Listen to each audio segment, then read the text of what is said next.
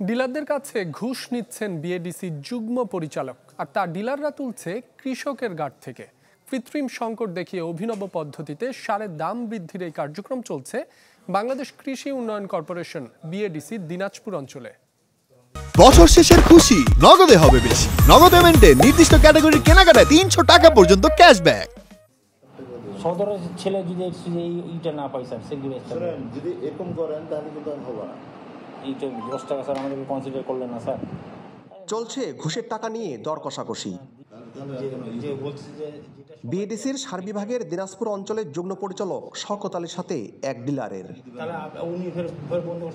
শওকত আলীর বিরুদ্ধে অভিযোগ, বরাদ্দপত্রের স্বাক্ষরের সময় প্রতি বস্তা টিএসপি সারে 100 টাকা, ডিএপি সারে 80 টাকা এবং এমওপি সারে 20 টাকা করে ডিলারদের কাছে ঘুষ নেন তিনি। আর তা না দিলে করা হয় হয়রানি, যা লিখিত অভিযোগ আকারে ইতোমধ্যে পৌঁছেছে বিএডিসির চেয়ারম্যানের দপ্তরেও।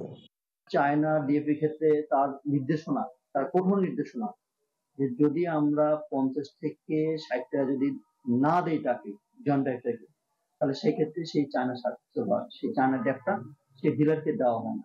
বাড়তি কিছু ডিলার যারাই ওনাকে টাকা দেয় তাদেরকে ডিও উনি হয় পুলহাটে কাঞ্চনে না হয় নসুপুরে দিয়ে দেয়।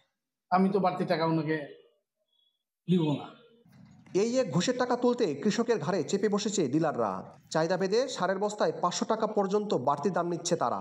অন্যথায় সার নাই বলে সাপ জানিয়ে ফিরিয়ে দিচ্ছে কৃষকদের। লোকাল সার দিয়ে আবাদ করতেছি, টাকা অনেক বেশি লাগছে। বস্তাপতি দেখা যায় যে আমাদের মানে বিএডিসির ডিলারের কাছে যে দাম তার থেকে ওরা বস্তাপতি 500 টাকার মতো বেশি। রবি শস্যের ভরা এই মৌসুমে সার নিয়ে বিএডিসির কর্মকর্তার এমন ঘুষ বাণিজ্য দুরভিসন্ধিমূলক। তাই অভিযুক্তের বিচার চান ডিলাররা। আমি আমার টিম নিয়ে তদন্ত করে দেখছি, উনি একদম প্রতারক, শুধু প্রতারকের নন, উনি বর্তমান ডিলারদেরকে জিম্মি করে সার বিতরণ করতেছে। এটা আসলে হওয়া উচিত। তবে ডিলারদের থেকে উৎকোচ গ্রহণের অভিযোগ মিথ্যা বলে দাবি করেছেন বিএডিসির এই যুগ্ম পরিচালক। সার তো গোডাউন ওখান থেকে দেওয়া হয়েছে, এখান থেকে যে কথাটা অভিযোগটা আনা হয়েছে সম্পূর্ণ মিথ্যে এবং বানোয়াট। আর্থিক কোনো প্রকার লেনদেন হয়ে থাকে আমি চাকরি ছেড়ে দিয়ে চলে যাব। বিএডিসির দিনাজপুর অঞ্চলে এবছর সারের বরাদ্দ কত জানাতে পারেননি এই যুগ্ম পরিচালক। বিপুল সরকার সানি, চ্যানেল 24, দিনাজপুর।